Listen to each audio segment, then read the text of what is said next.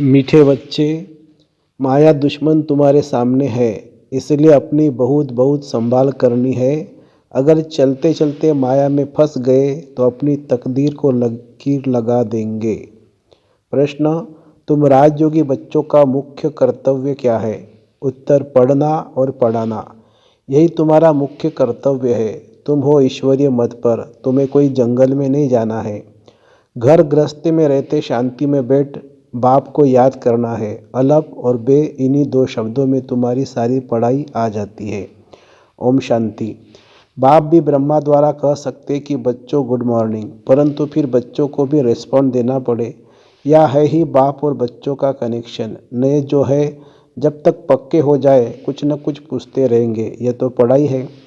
भगवानुवाच भी लिखा है, भगवान है निराकार। यह बाबा अच्छी रीति पक्का कराते हैं किसी को भी समझाने के लिए, क्योंकि उस तरफ है माया का जोर।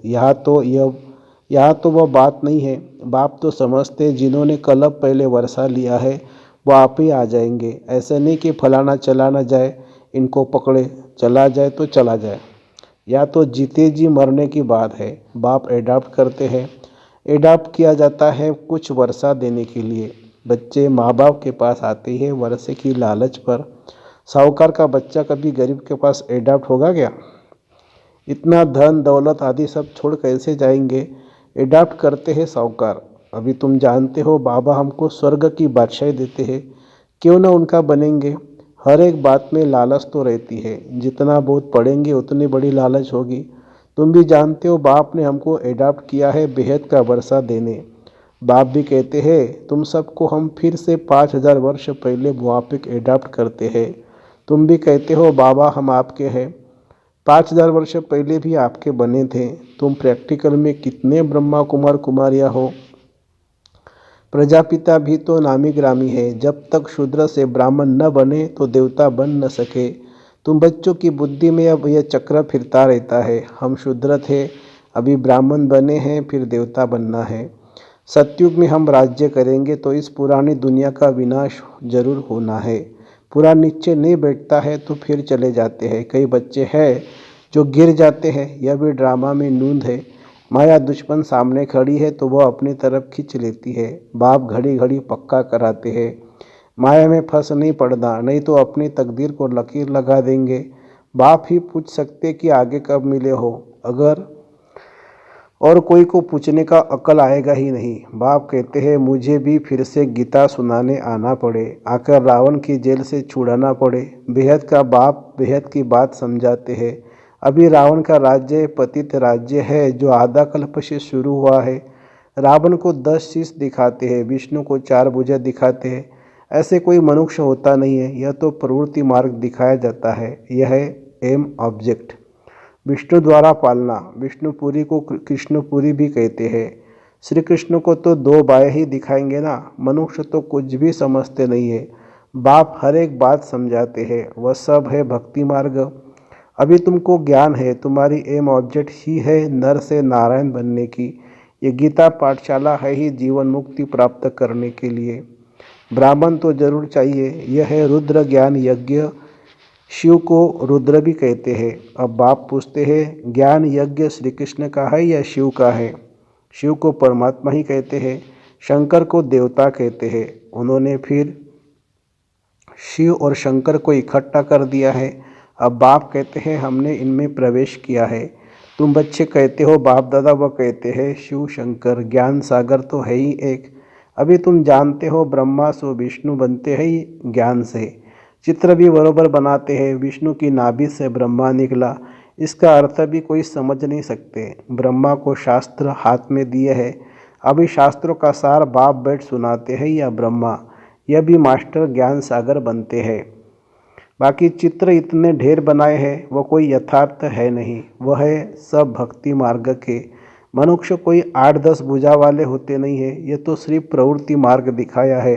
रावण का भी अर्थ बताया है। आधा कल्प है रावण राज्य रात, आधा कल्प है राम राज्य दिन। बाप हर एक बात समझाते हैं।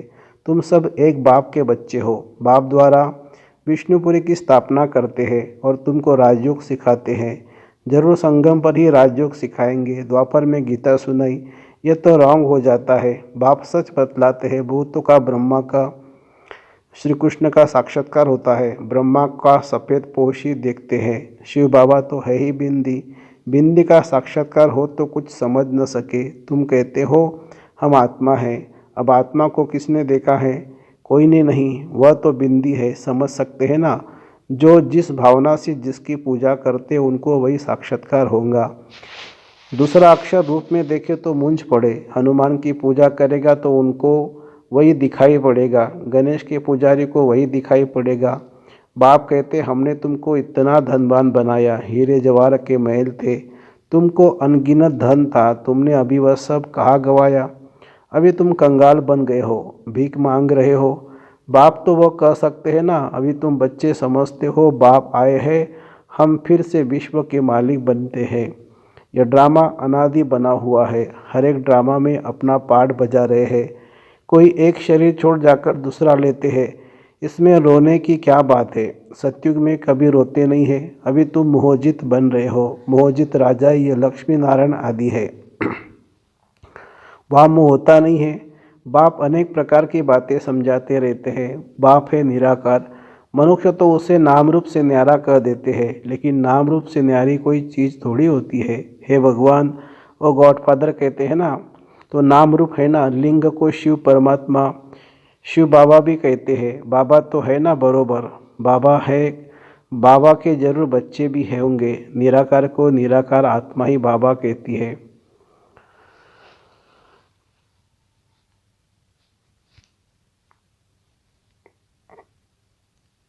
बाबा तो है बरोबर, बाबा के जरूर बच्चे भी होंगे। निराकार को निराकार आत्मा ही बाबा कहती है। मंदिर में जाएंगे तो उनको कहेंगे शिव बाबा, फिर घर में आकर बाप को भी कहते हैं बाबा। अर्थ तो समझते नहीं है, हम उनको शिव बाबा क्यों कहते हैं?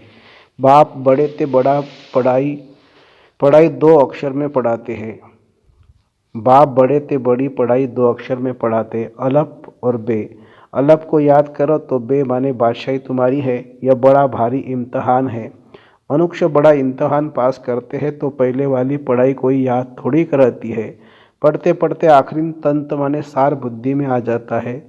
यह भी ऐसे है, तुम पढ़ते आए हो, अंत में फिर बाप कहते हैं मनमना भव, तो देह का अभिमान टूट जाएगा। यह मनमना भव की आदत पड़ी होगी तो पिछाड़ी में भी बाप और बरसे याद रहेगा। मुख्य है ही याद, मुख्य है ही ये कितना सहज है। उस पढ़ाई में भी अभी तो पता नहीं क्या क्या पढ़ते हैं। जैसे राजा वैसा वह अपनी रस्म चलाते हैं। आगे मन शेर पाव का हिसाब चलता था, अभी तो किलो आदि क्या क्या निकल पड़ा है।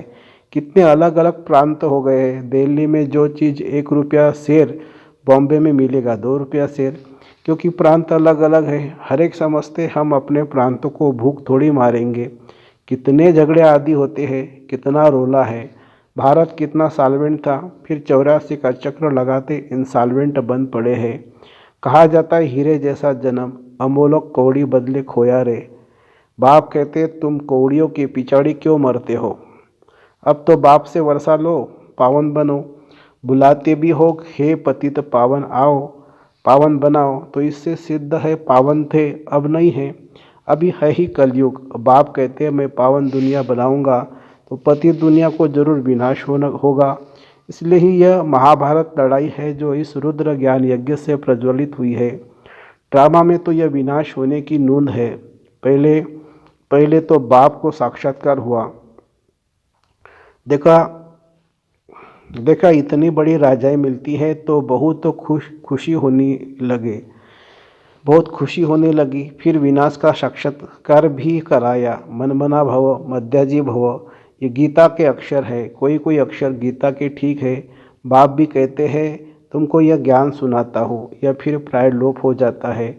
कोई को भी पता नहीं है कि लक्ष्मी नारायण का राज्य था तो और कोई धर्म नहीं था।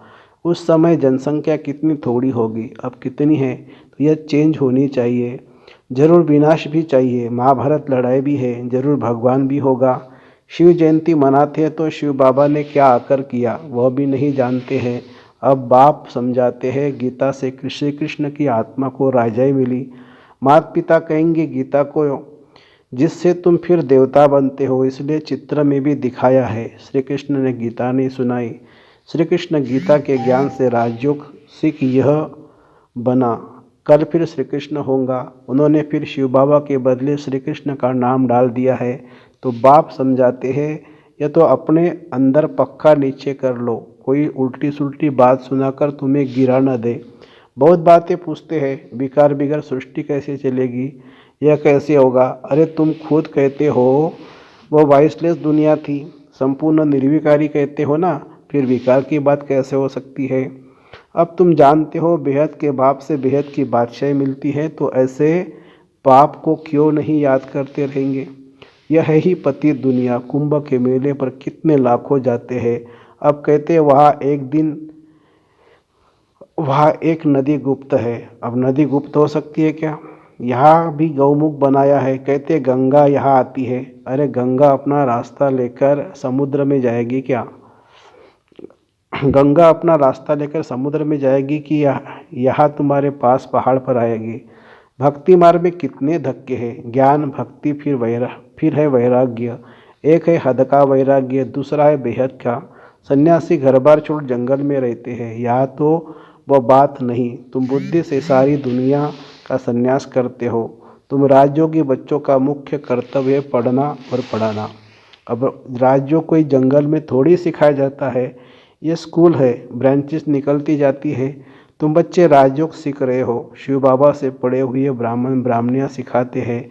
एक शिव बाबा थोड़ी सबको बैठ सिखाएगा। तो यह हुई पांडव गवर्नमेंट। तुम हो ईश्वरीय मत पर। यहाँ तुम कितना शांति में बैठे हो। बाहर तो अनेक हंगामे हैं। बाप कहते हैं 5 विकारों का दान दो तो ग्रहण छूट जाएगा। मेरे बनो तो मैं तुम्हारी सब मनोकामनाएं पूरी कर दूंगा। तुम बच्चे जानते हो अभी हम सुखधाम में जाते हैं, दुखधाम को आग लगनी है। बच्चों ने विनाश का साक्षात्कार भी किया है। अब टाइम बहुत थोड़ा है, इसलिए याद की यात्रा में लग जाएंगे तो विकर्म विनाश होंगे और उच्च पद पाएंगे। अच्छा, मीठे मीठे सिखी लदे बच्चों प्रति माता पिता बाप दादा का याद प्यार और गुड मॉर्निंग। रूहानी बाप की रूहानी बच्चों को नमस्ते। हम रूहानी बच्चों की रूहानी माता पिता बाप दादा को याद प्यार, गुड मॉर्निंग और नमस्ते बाबा, नमस्ते। धारणा के लिए मुख्य सार। बाप के वर्षे का पूरा अधिकार लेने के लिए जीते जी मरना है, एडाप्ट हो जाना है। कभी भी अपनी ऊंची तकदीर को लकीर नहीं लगानी है। दूसरी पॉइंट, कोई भी उल्टी सुल्टी बात सुनकर संशय में नहीं आना है। जरा भी निश्चय न हिले, इस दुखधाम को आग लगने वाली है, इसलिए इससे अपना बुद्धियोग निकाल लेना है। वरदान, समय प्रमाण अपने भाग्य का सिमरन कर खुशी और प्राप्तियों से भरपूर बनने वाले स्मृति स्वरूप भव। भक्ति में आप स्मृति स्वरूप आत्माओं के यादगार रूप में भक्त अभी तक आपके हर कर्म की विशेषता का सिमरण करते अलौकिक अनुभव में खो जाते हैं। तो आपने प्रैक्टिकल जीवन में कितने अनुभव प्राप्त किए होंगे। सिर्फ जैसा समय जैसा कर्म वैसे स्वरूप की स्मृति इमर्ज रूप में अनुभव करो तो बहुत विचित्र खुशी विचित्र प्राप्तियों का भंडार बन जाएंगे और दिल से यही अनहद गीत निकलेगा कि पाना था सो पा लिया। स्लोगन है, नंबर 1 में आना है तो श्री ब्रह्मा बाप के कदम पर कदम रखते चलो। नंबर 1 में आना है तो सिर्फ ब्रह्मा बाप के कदम पर कदम रखते चलो। अच्छा, ओम शांति।